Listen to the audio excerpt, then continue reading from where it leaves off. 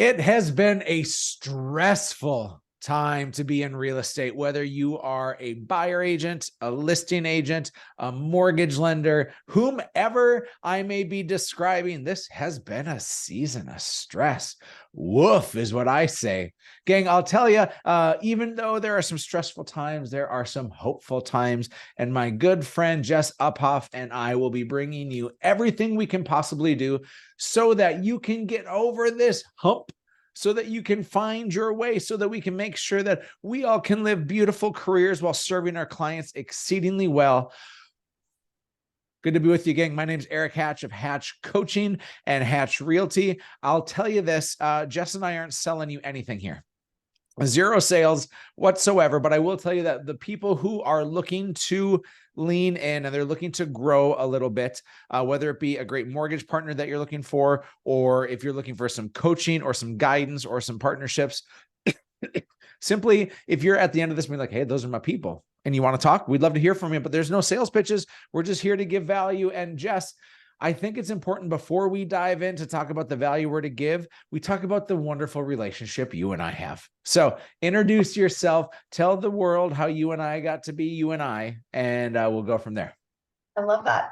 So my name's Jess. I'm a mortgage lender based in Denver, and I have been in lending for 20 years. I've grown a big business. I've got 21 people that work for me today. And about 2 years ago, I was looking for a new coach and leaned on one of my partners that I have that's a dear friend. And he had suggested his coach, which happened to be Erik. I gave Erik a call and said, hey, will you coach me? And he said, I don't have any mortgage students at all. I'll give it a shot. I can't teach you anything about mortgage, but I can teach you about business and leadership.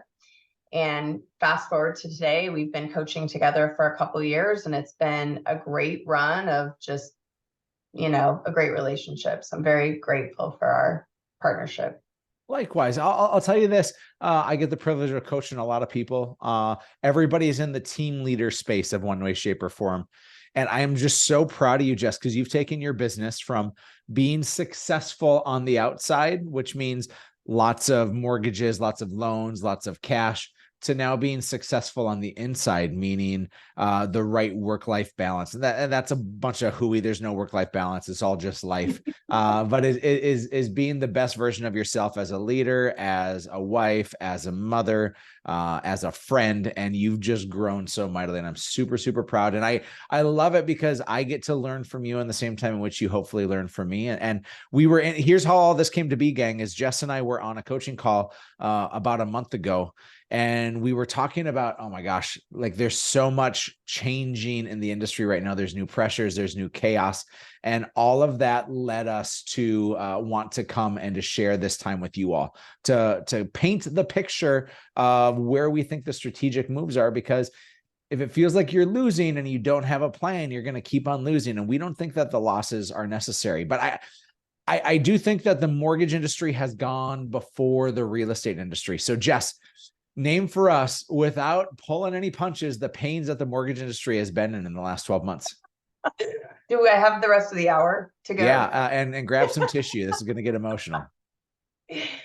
Yeah, what's interesting is that what mortgage professionals have gone through over the last year or so is something that we call margin compression. So basically, profits of mortgage companies and originators have been squeezed and squeezed and squeezed and kind of whittled down. And we've been going through that for some time. It's become a pricing war, the mortgage industry. And real estate agents, in my opinion, are about to face that. And we're going to talk about that some today. So it's interesting that mortgage professionals led the way with that already and can kind of relate with what realtors might be facing. Mm-hmm. Mm-hmm. So Jess has come, even though she looks beautiful and wonderful, she's been smacked in the face by a bunch of branches as they've blazed this trail here. That's like the meanest thing I could say, because you're just such a fantastic soul. And there I go, just saying, oh, you're getting smacked in the face by a bunch of branches. But nonetheless. True. It's true. Yeah. Gang, we have prepared a bunch of stuff for you today. Take some notes, dive in, and hopefully you'll finish this time together saying, you know what? I'm ready to kick a little more butt. I know how to get my unfair share. And so let's just pause for a moment and acknowledge how adorable Jess and I look in this picture. Okay. The topic, the theme of this is we want to make sure that agents, specifically buyer agents, that you know how to get paid every time, because there have been a whole bunch of new changes in this industry. And so one of the greatest realtors and coaches in the industry, game recognizes game. And I got to say, Jeff Glover posted this on his social media stuff immediately after the big announcement on October 31st came. The big announcement came from the lawsuit that happened in the state of Missouri with over a $1.7 billion settlement. Jeff posted this, and I just thought, my gosh, this guy is after my own heart, because no matter where we go in this conversation, no matter where our time puts our energy, our North Star is always serving our clients. That is the thing that we do. But Jess, would it be fair to say that right now, with the changes looming, agents don't know if they're going to get paid? Like you're feeling it, you're seeing it. What are you observing right now in the real estate market? Yeah, we did a big event in Denver just about a week ago about lawsuits and the changes going into 2024 and how to sustain these changes. And my impression is that real estate agents are just trying to understand it right now, right? They're nothing has been set in stone or developed or understood that this is how it will work. So I think we're just in information gathering phase, but I think there's a lot of fear out there in the real estate community about what does the future of my compensation look like. So I think that us doing this presentation right now is so timely, because it is a hot topic that agents should be preparing for right now. Yeah. Can you summarize for our attendees and our viewers what happened on October 31st? Yeah. So there was a class action lawsuit that involved NAR as one of the defendants, and some home sellers came together in the state of Missouri and basically won this lawsuit and said that the way that sellers are forced to pay for the buyer's agent's commissions is not fair, and also verbiage around how those commissions are handled with buyers is not fair. And so now NAR and these other big brokerages are in a position where they are going to repeal this settlement. And but now there's some uncertainty of what does the future look like. But the biggest thing I've noticed is a lot of the MLS throughout the country are now listing zero as an option for a seller. Mhm. They do not have to pay a co-op commission to a buyer's agent at this point. Now, here's what you are not going to hear today is you're not going to hear Jess's opinion or Erik's opinion on whether we think that this lawsuit has any weight to it. You're not going to hear us speak at any length whatsoever on what you should be doing in a court of law, what you should be doing to handle litigation. We're simply going to try to paint a picture of how do we serve our clients exceedingly well, and how do we make sure that we are, as realtors and mortgage lenders, compensated for the work that we do. So if you're thinking that you're going to get some sneaky strategic, like let's make sure that Jess and Erik leave themselves open up for lawsuits later on, that's a hard pass. The mustache is already damning for me, and so I have to make sure that my words and my mustache are in conflict with one another. By the way, as you watch this, it's No Shave November, and this is also a great way to say it's No Nookie November for me back at my house, because my wife hates my mustache. So there's a one-off, just making sure everybody's paying attention. Okay. So Jeff gives us some great advice here. I want to give you some very, very hard facts. Okay. The buyers that we have the privilege of working with, every single buyer wants the best home at the lowest price. Yep. Period. Hard stop. Nothing else to say on that. Every buyer is looking for the deal of a lifetime. In fact, I've been quick to say that in this last market, in the last few months, the buyers believe that it's 2010 and the sellers believe it's 2021. Agreed. Just dispel those different markets for the people who maybe weren't in the market at that time. Yeah, so 2010 was an incredible buyer's market opportunity where you could negotiate just killer deals with sellers that were in financial turmoil. They had so much leverage to get just incredible deals.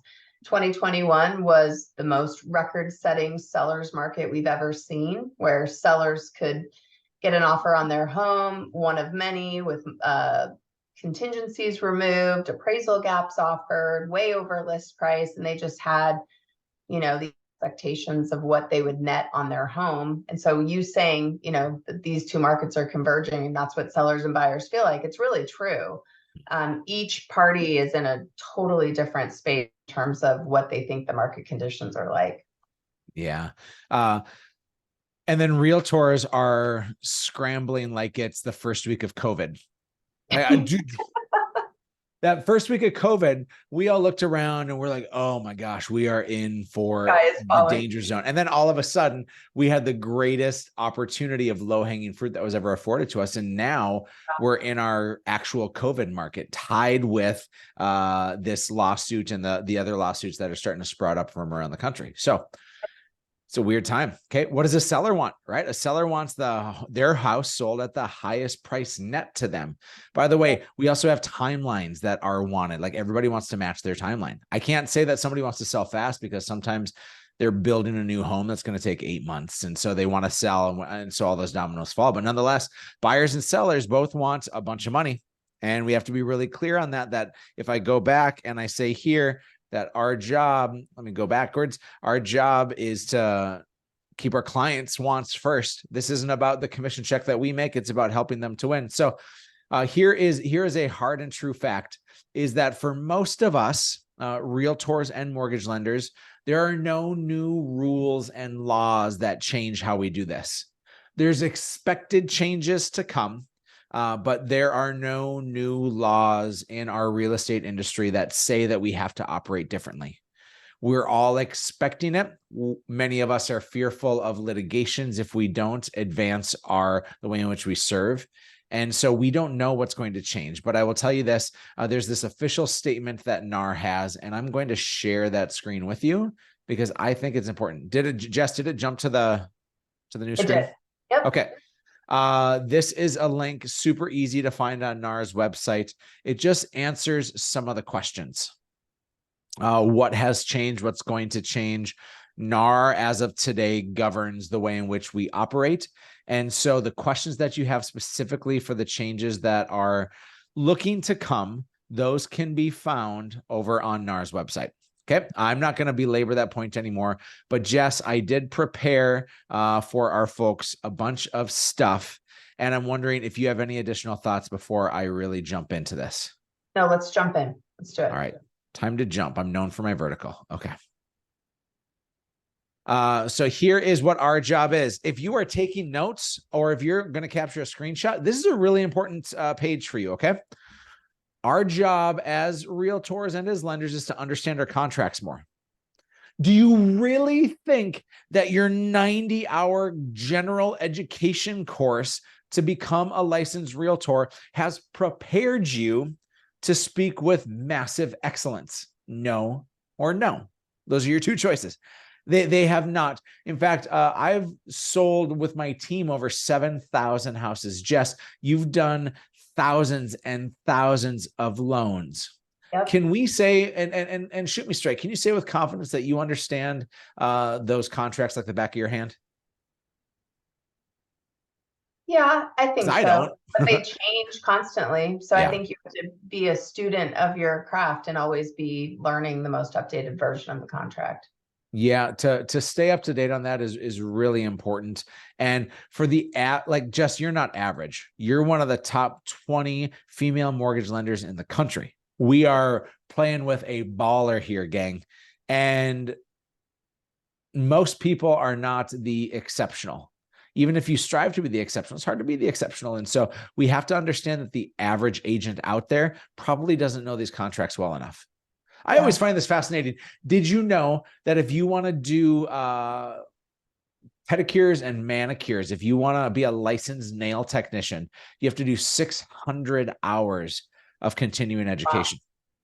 You want to sell a house in almost any state, it's like 90 to 120 hours of education. So manis and petties are nice, but dealing with these really big things means that we have to understand we have a bigger job to do, and we need to understand these contracts more. We need to explain to our clients what it's going to take to win with ease. So this means we have to role play this daily. Jess, when was it that a 2-1 buy down became prevalent in the mortgage industry? About July of 22, I would say, is when they really started. Okay, so we're about a year and a half in. You Yep. work with a lot of high profiled real estate agents. Yep. Were they confidently communicating that to their clients when they first learned about it? No, not at all. I mean, it was And I would god say, I awful, would wasn't it, Jess? argue even today, a lot of agents don't know how to discuss buy down strategies with buyers. Mm-hmm. Still to this day, a year and a half later, some of Yeah. the best realtors in the industry still struggle at how to explain it. Yep. I know there's a couple of people that are wondering, and this is a little off of agenda, but Jess, how would you explain a 2-1 buy down? Because I think you have practiced it so much, you live in it so much that you can regurgitate it with confidence. And that's what we need to be able to do with the new changes in our industry. So how would you explain the 2-1 buy down? And then we'll transcend that into where we are today. That's a great question. I don't actually use the term 2-1 buy down ever. I never say temporary buy down, or what I say is seller subsidy or builder subsidy, which is exactly what it is. I find that the 2-1 buy down terminology is scary to a consumer a lot of times because they feel like it's an adjustable rate mortgage or something's going to expire. I think if you explain that we're going to negotiate a sum of money that will subsidize your mortgage payment for the first couple of years, it just feels safer. It's a 30-year fixed loan, but you just get this subsidy. And so whenever I'm meeting with a new buyer, I discuss subsidy programs instead of 2-1 buy downs. Mm. So the language we use obviously matters a lot.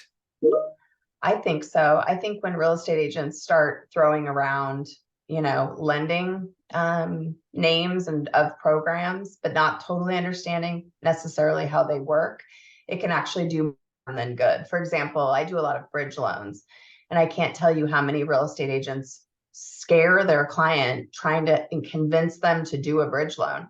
When I always suggest, like, hey, tell your client that you have a phenomenal lending partner that specializes in helping you transition between homes in our market. And they're going to provide you with some really good information about potential options for you and your family. Like if you just do that, they will call me and let me explain it.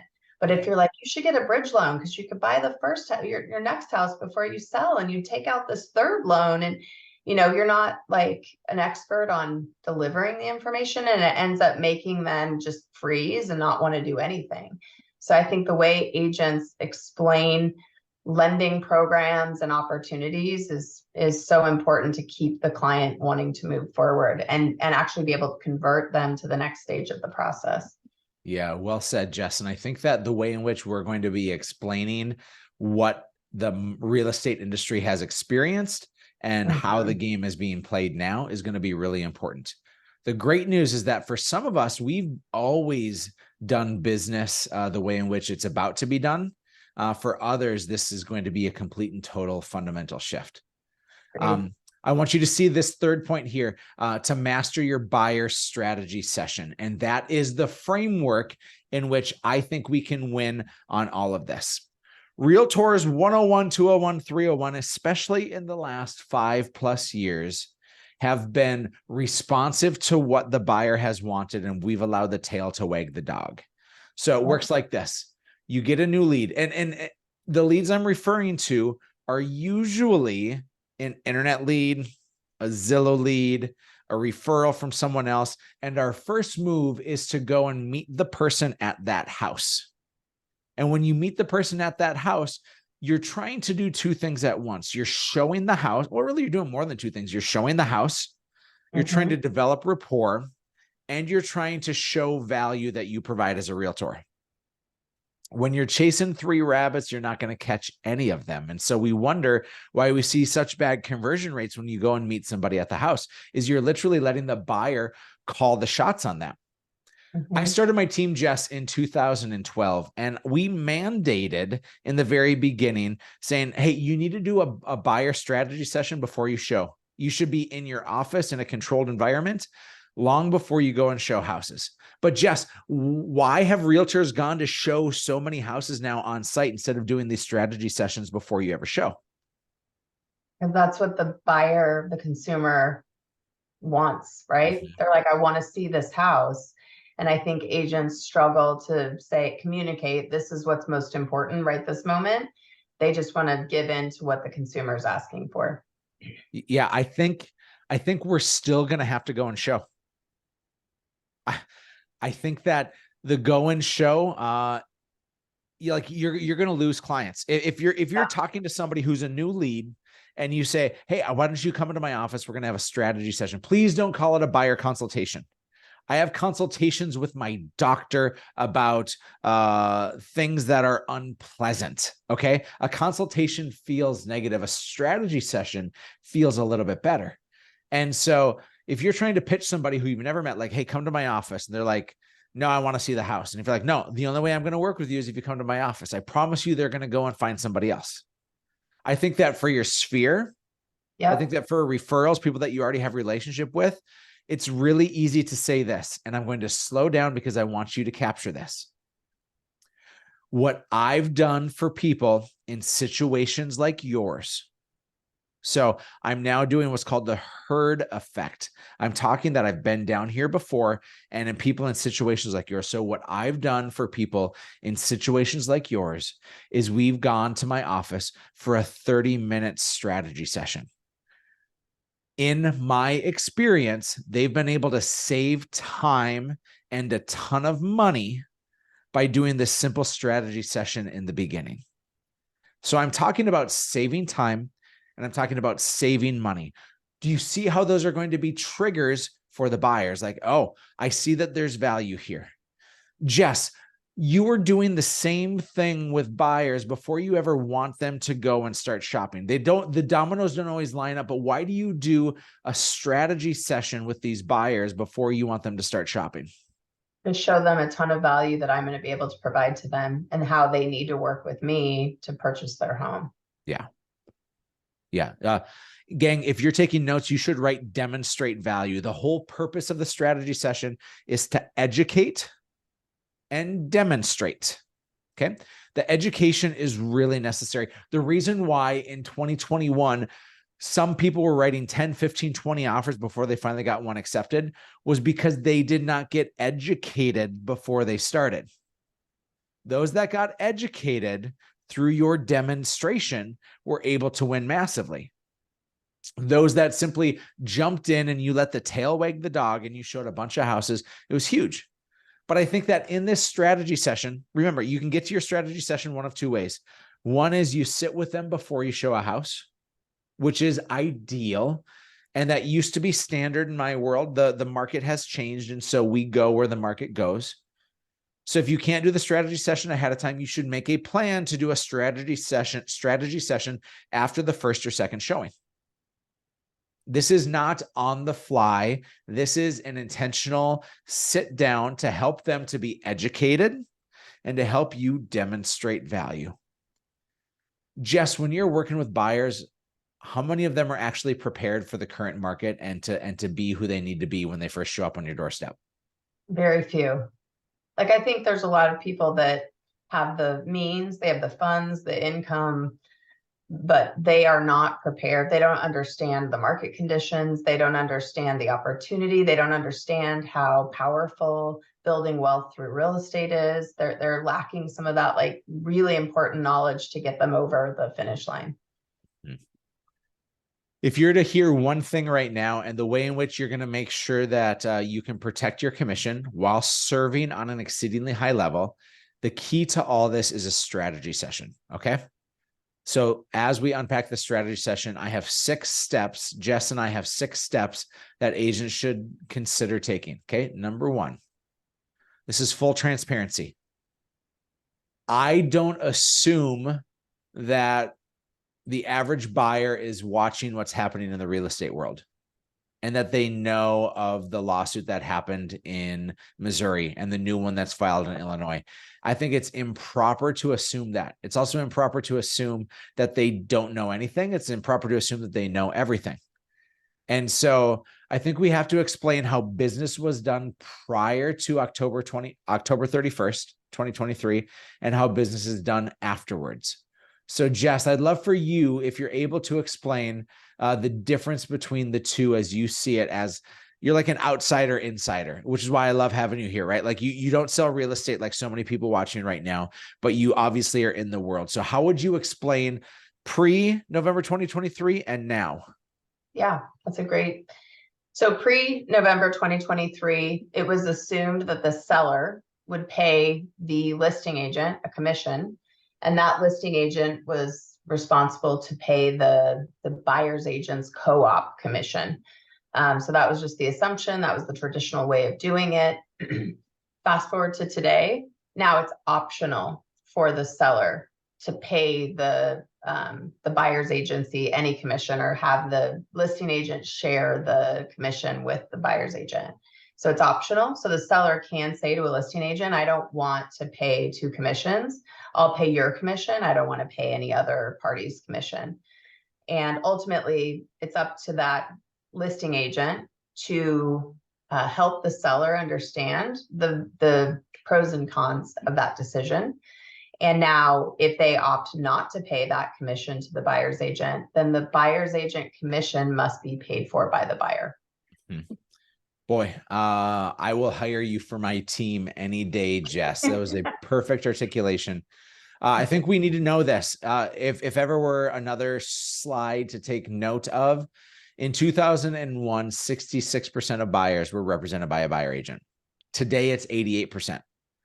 Literally almost 9 out of every 10 buyers have agency representation. And so when you're speaking to sellers and you're speaking to buyers, what you're doing here, I believe, is what Jess had said before. It is a demonstration of value. Okay. This demonstration of value is a really important piece. You're demonstrating how an agent plays an important factor in this. And we all maybe have our scripts and our catchphrases and the assumption that people want a realtor. I want you to remember the slide I showed a few clicks ago. I believe that buyers want things for cheap, and I believe that sellers want things to maximize their dollars, and they want to pay as little as possible. And so as we unpack this, I think the first thing you do is exactly what Jess did. And what Jess did is she walked people through with a clear understanding of what happened before and what's happening now. So number 2, I want you to see this. Boom, boom, boom, boom. This is ask, don't tell. All right. And I want to give clear articulation to this. If you spend your language and energy surrounding yourself with why you are great, I think you're a slimy, cheesy, hard to deal with salesperson. I think that instead, our job, if we're going to demonstrate value, is the key to all this is self-discovery. We need to figure out what's important to the buyers and what's important to the sellers. So in talking to sellers, before we ever talk about commission, I'm going to ask them what's important to them. Hey, how important is really clear communication to you? Awesome. And I'm going to take notes and I'm going to make them feel like I'm listening, because I am listening. And like, honestly, if I could see everybody's faces right now, if you're taking notes, that instinctively tells me that you care. It instinctively tells me that what I say has value. And I wonder, are you demonstrating that to your buyers and sellers right now? Are you taking active notes as they talk, or is it all about what you're saying and not about what they're saying? Because if it's about what they're saying, you should be taking active notes. And in that time, you should be saying, how important is great marketing to you? And what does great marketing look like? How important is solid communication to you? What does solid communication look like? And you're going to belabor these points for them to say to you, long before you ever talk about commission on the buy side or the sell side, you're going to ask questions of what they value. I don't blame a buyer or a seller for wanting something at a very, very low price. But what they don't understand is what it will cost them if they go at it on their own. And so when you ask great questions, the power in all this is the power of self-discovery for them. Jess, give me your thoughts. Yeah. you can't just tell them, hey, this is how it works. You have to have them come to that own conclusion of like, oh, if I do want to have, a lot of activity on my home and showings and offers, I need to be willing to pay a buyer's agent representation, So I think they have to self-discover that. It's also towing the line with the lawsuits, right? And I can say this because I'm a lender, but for someone to say, hey, if you don't pay a buyer's agent's commission, you're not going to get showings on your house. Like, I think that's one of the most highly scrutinized things happening right now, that agents can't deliver that information to a seller, right?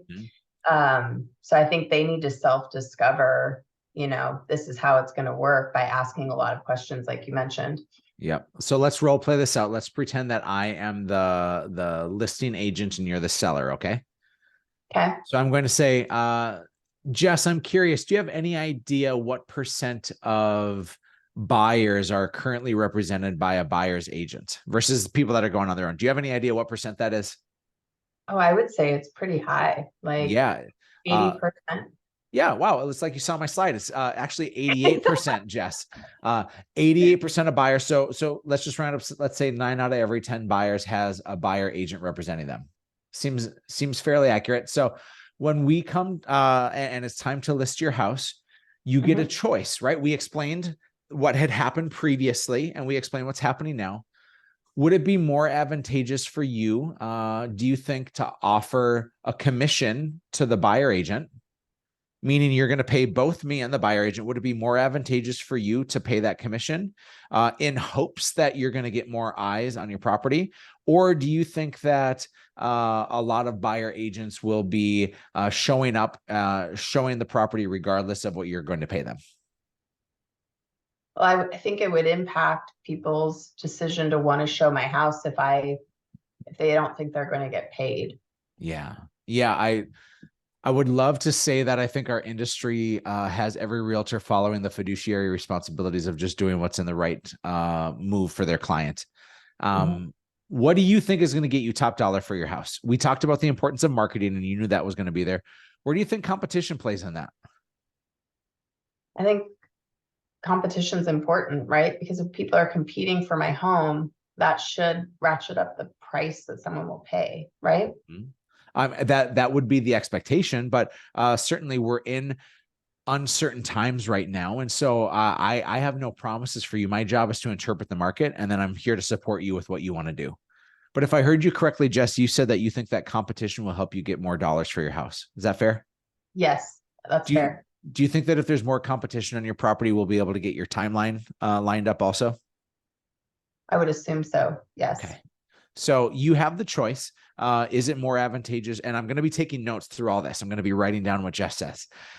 Would it be more advantageous for you to pay just me as your listing agent, or is it more beneficial for you to pay you and the buyer's agent? And if so, do you want to pay what is the standard market? Do you want to pay I'm going to ask a bunch of questions. Am I subjecting so many people are afraid right now, Jess, am I subjecting myself to litigation with anything I just said? No, not at all. It is. And the funny thing is it's always been a choice. It's always been a choice. Yeah. And we have instead just not offered those choices to people. So we better be well-versed on this. We better be well-practiced on this. Okay. I cannot stress this enough that you should be writing these things out. The way in which you stand up for things in court is you write things out. And then what you do is you send a summaried email to that client afterwards saying, this is what we talked about. Literally, it will be thrown out in court if you have an email that says, we already talked about this. Here it is in the notes from November 21st, 2023. Okay. Now, this is the buy side. Okay. These are the necessary conversations that comes through the strategy session. And if you are not doing a strategy session right now, that is the one key that will help you to protect your commissions and to get paid in full. So prior to November 2023, Jess already gave us the great dialogue of how do we explain that. Now we again talk, we don't know what the norm is. And so here's what I'm going to say in any strategy session with a buyer. If we're to role play this out, I'm going to say, Jess, what's going to be really important before we look at too many houses is we figure out what your relationship with me and my relationship with you looks like. Pause. Okay. At this point, some people really start rumbling, bumbling, stumbling, and tumbling their way through it because they don't know how to demonstrate their value. Mhm. Jess, what value does a buyer agent provide? Let's just be really clear. Let's take it from a 10,000 foot view. What value does a buyer agent provide? Because most people are finding the house on the internet themselves nowadays, not through their agent, not like it was 10, 15 years ago, back when you and I were inventing the wheel and selling real estate and mortgages back then. What value does a buyer agent bring? Experience and ability to look at a house and advise their client of potential pitfalls that they could run into if they put an offer on that home. Let's say back to a busy street, or there was obvious structural issues or something like that. The agent's responsibility is to educate their buyer on the investment itself. Negotiation, probably the singular most important aspect that a buyer's agent provides is the ability to negotiate on behalf of the buyer to get them the best deal on the current market conditions. Mm-hmm. And then I would say the ability to help keep the buyer focused on their goals and objectives. I think a lot of times buyers lose track of what they wanted in the first place in purchasing a home. And I think that the buyer's agent's responsibility is to help that buyer understand their underlying motivations, and then also help them identify exactly what they do want to buy and then help them locate that property. Mm-hmm. I want to make sure I took my notes on this correctly. The value of a buyer agent: experience, Mm-hmm. negotiation, Mm-hmm. focus. I'm adding to that undiscovered opportunities. Yep. A buyer agent's job is patience, is network. Yeah. I want you to say this to your clients. My superpower is, and then I want you to fill in what your extra, it doesn't need to be a made up thing. It's like, what are you best at? My superpower is taking really complicated situations and helping my clients to win amidst the chaos. My superpower is battling for every last penny for my clients, making sure that I take my years of experience and I help them to win. My superpower is finding those off-market pieces for my buyer. Like, you see how when you're saying that, you're demonstrating value. But here's where I think we mess up is when we talk in generalities as opposed to specificity. We talk in loosey-goosey terms that are kitschy and catchphrase as opposed to what I've done for clients in situations like yours. Now, if I were in a strategy session, I would say this to Jess. Jess, all these changes have happened in our industry. And before we ever really start rowing the boat together, I need to see if you're ready to commit at the same level that I'm ready to commit. And what I mean by that is this, Jess, is you and I together are going to be a team. And you're bringing the exactness of what it is you're looking for. And I'm going to bring to the table a whole bunch of experience and power in negotiations. Last year alone, I saved my clients $55,000 on just 2 negotiations, right? I'm going to give exactness and value. So I'm going to continue to demonstrate all this. I'm going to continue to show how all this works. And so, Jess, my ask for you is this. Prior to November 1st, 2023, I knew that I would always get paid from the seller. Now I might get paid for the seller. If I cannot get paid the full 3% commission that I believe I'm worth, if I cannot get paid by the seller, I'm going to come to you. And we're going to have to figure out, am I getting paid either through us trying to get closing costs from the seller, or it would be an out-of-pocket expense for you.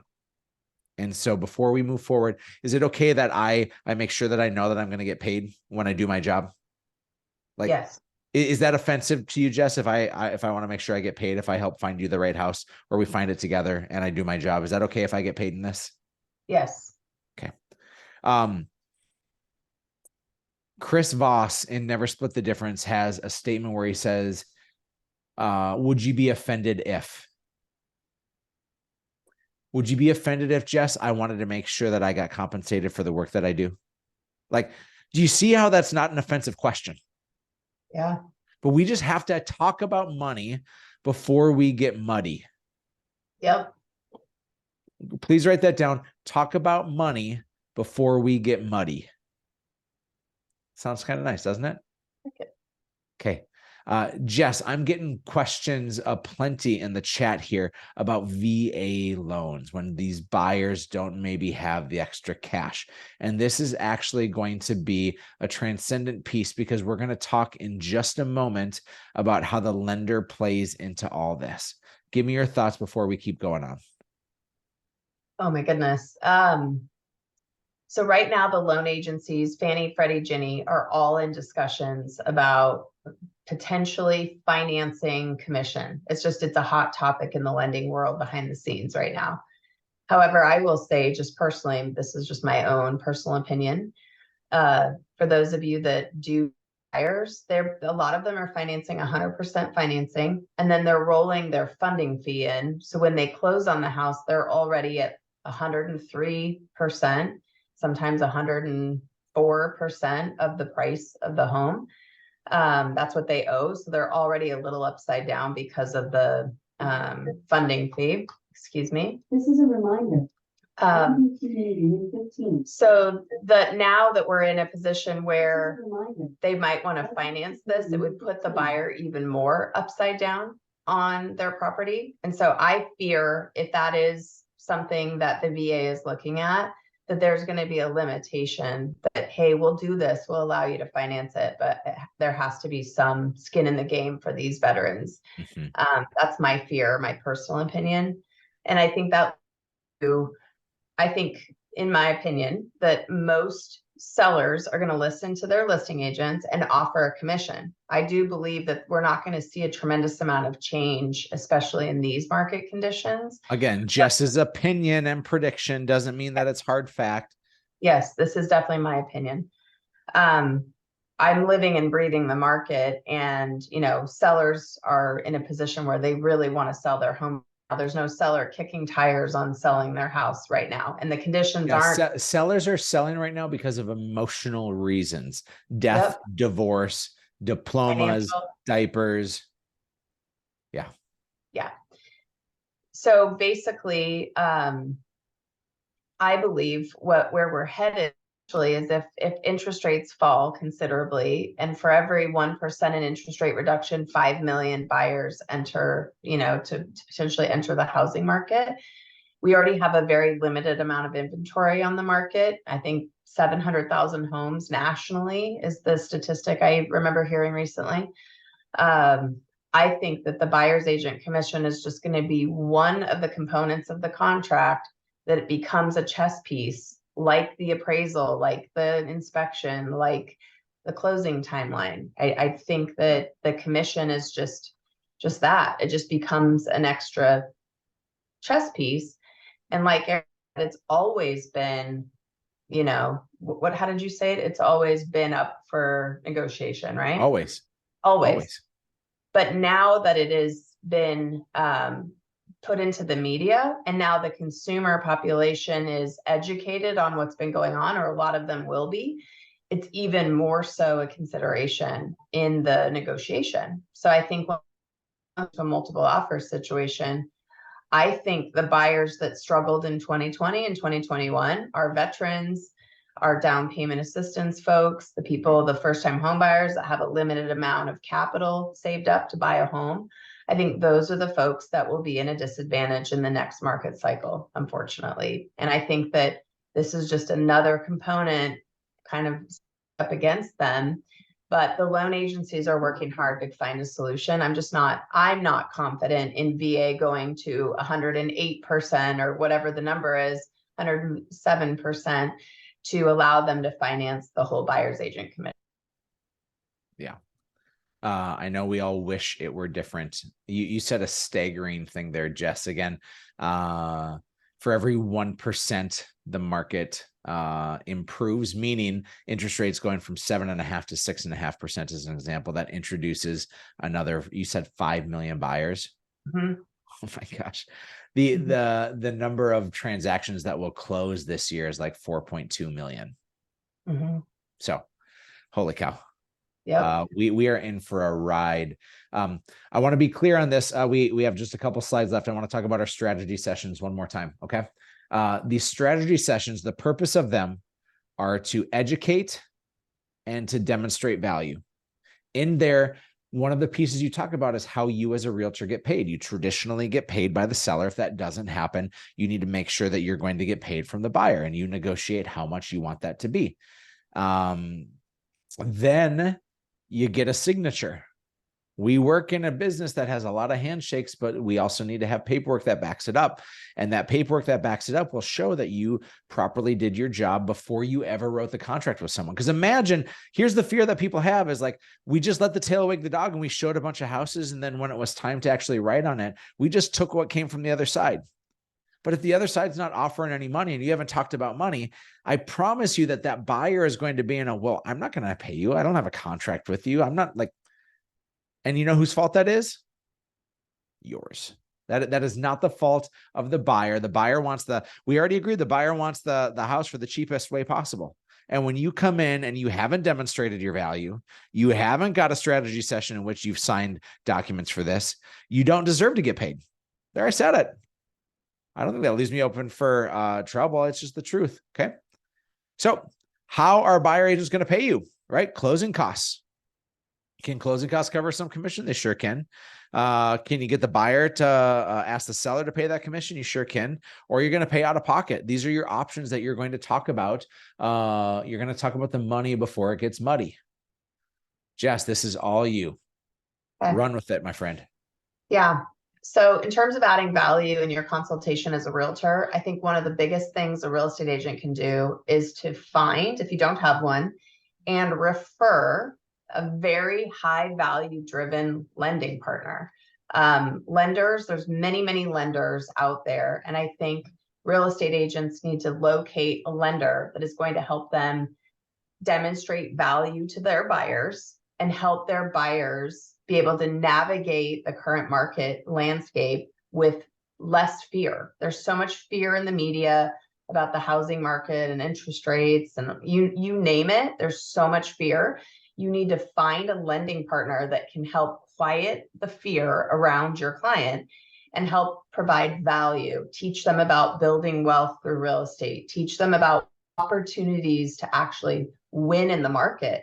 There are huge wins going on in the market right now for buyers, but you need to find a consultative lending partner that will demonstrate those things to your buyer. My goal when I meet with one of my partners is to have that buyer leave that meeting, go to my partner and say, thank you so much for introducing me to Jessica. I'm now so excited to buy a home. And I appreciate that connection. That's one way you can add value to your buyer is This is a double strategy session, right? You're gonna strategize and plan with the agent and the buyer and the lender and the buyer, right? Yeah. And then also making sure that your strategy sessions complement each other well, right? Like one of the things I do is I go over a lot of data in my consultation meetings because I think being able to drive an opinion to my consumer, I back it with data so that they trust that what I'm saying is the truth. And I think, with my partners, making sure we're not being redundant in the data that we're suggesting, and then also just having complementary data. So I'm handling giving advice as to how to win in the market as relates to the financing component, but it ends up being an entire offer strategy because it's like, this is the price of the home is a lever. This is the concessions on the home is a lever, and I teach them levers they have and how to put them together to win on each offer opportunity. So just having the right partner, in my opinion, is such a huge value add. So if you feel like, oh yeah, my lender's great and they offer great rates and they send, and that's all they do, that's not enough. It's just like being a discount broker is no longer going to be enough. It's the same thing in the lending world. So finding that very high value lender is going to be very important. Lenders are offering solutions to finance compensation. One of the things that I've been teaching buyers about for years is something called an appraisal gap, which has been a very common thing. But I will tell you, an appraisal gap is one of the most misunderstood things in real estate, period, by the lending and real estate community. Like how we describe an appraisal gap, it's an out-of-pocket expense that you must pay. Appraisal doesn't come in. And the only reason I'm talking about this is because it generally isn't an out-of-pocket expense if the client has a large enough down payment. It changes the loan to value ratio for the client. It does not change their out-of-pocket expense to the client. If you look at it, the same thing with commission. Let's say someone has 20% down and they have to pay a buyer's agent commission of 2.8%. It doesn't mean they need to come up with that in addition to their 20% down. Yes, it will change their loan to value ratio. So instead of having 20% equity, maybe they have 77% equity, and a one-time MI that's $1,500 could solve that problem. And I would show the client, here's you not paying the buyer's agent, here's you paying the buyer's agent. It's a $1,500 cash out of pocket difference. Your rate's the same, your payment's the same. Finding the right lending partner that is delivering that data to your buyer that way is so impactful. Because if your lender is explaining, oh, you've got to pay that 2.8% out of pocket on top of your 20% down, and that's your partner, that's not serving you to get paid every time. Oh, Jess, that's so good. I know you got one more here. Thank you. Okay, last one. Your lender partner should edify you. That if they are trying to, basically what's happened with the lawsuit information is buyers for the first time are going to be questioning your value. They just are, because if it's coming out of their pocketbook, they are evaluating the value you bring to them. And one thing you need is the other person that they spend a lot of time with during the transaction needs to be able to talk about you in a way that makes them feel like they've hired the right professional. Right? So whenever I meet with my buyers in our consultation, I make an effort to edify my partner, and I don't lie to them. I explain the things I know that partner does well. Here's the value that I see Ross bring to his buyers. It's just hearing it from someone else. It's easier for me to talk about Ross than for Ross to talk about himself. And so it's so important for your lender partner to edify you with each buyer so they feel like they are, they've hired the right professional. I think it's so important. I think for a long time, Jess, realtors have felt like they stand alone and that they are these beacons and the great hopes of what buyers need. And what I'm hearing you say, especially on the mortgage side, is this needs to be a conjoined relationship where we as agents, you as lenders, and the buyers are working together, that it's fully understood. Even the best of realtors out there right now, when you talked about the appraisal gaps, I bet a lot of them are going like, oh, shoot, maybe I'm articulating this the wrong way. And you talked about that 2.8% commission as a little $1,500 possible change in upfront cash. Yep. Versus if it's a $500,000 home, you're looking at almost $15,000. Like, oh my gosh, that's a zero. That's a whole lot. And so the difference between 1,500 and 15,000, maybe the difference between you actually getting somebody under contract and helping them to find a house and you serving them well, or you not working with them at all. Well, because if your competitor has a strong lending partner that explains it that way, you lose. So just helping your client chase the lowest rate and just like find whatever company has the lowest rate and not educating them on why it's important to hire a professional that's going to help you strategize. Agents have to, in order to survive, team up with very qualified finance professionals, period. That's the only way that the top agents are going to survive. And the agents that aren't willing to do that, like find a really strong partner to help edify them and teach them how to win, even under these conditions, are going to lose out to other agents that are doing that. Yeah, spot on. Gang, we're going to get you out of here in just a moment. Oh, I had it right there. Okay. So final thing, you got to get this signed buyer agency agreement in place prior to showing homes. Or if you did show them a couple of houses, your goal is the strategy session so you can get this under contract. If you don't have a contract, you're in Barney Rubble trouble. So regardless of the changes that come, we as realtors should be getting better. No doubt, rising the tide and making sure that we exemplify professionalism to serve our clients and to make sure that we are justly compensated for the work that we're doing. So I got two things for you, and we're going to wrap. Number one is if you want a free copy of the book that my partner Robbie T and I wrote, it's called The Perfect Real Estate Agent Blueprint. Just find me on Instagram and DM me one word only, because the AI will take over. That word is blueprint. If you want a free copy of our book, you just pay shipping and handling. You need to DM me the word blueprint. Follow myself on Instagram as well as Jess over on Instagram as well. She and her team are putting out some awesome content. So find Jess Uphoff on Instagram.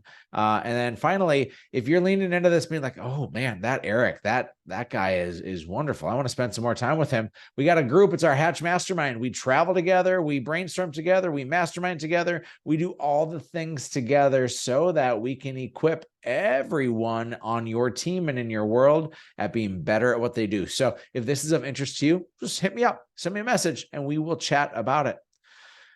On behalf of the wonderful, the tenacious, the talented Jess Uphoff, my name's Erik Hatch. Thank you for tuning in, and hopefully we helped you to protect your cash while you serve your clients exceedingly well.